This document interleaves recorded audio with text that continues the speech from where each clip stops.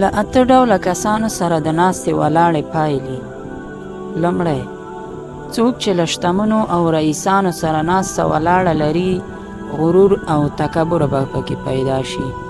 دویم، څوک چې له بدکارو، زناکارو او شرابیانو سره ناسته ولاړه لري، بد خویونه به پکې پیدا شي او توبه به نه وباسي. دریم، څوک چې له ښځو سره ډیر کینی، جهالت او شهوت یې زیاتیږي.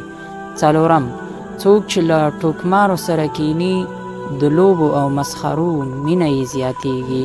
پنځم، څوک چې له مالدارو سره ناسته ولاړه لري، حرص او له دنیا سره یې مینه زیاتیږي. شپږم، څوک چې له نیکانو سره کینی، له عبادت سره یې مینه زیاتیږي. اووم، څوک چې د درویشانو په خدمت کې وي، شکر، رضا او عاجزي به یې زیاته شي. او اتم، څوک چې له علماو سره ناسته ولاړه لري، علم او پرهیزګاري به یې زیاته شي او همیشه به یې د الله تعالی ویره په زړه کې موجوده وي.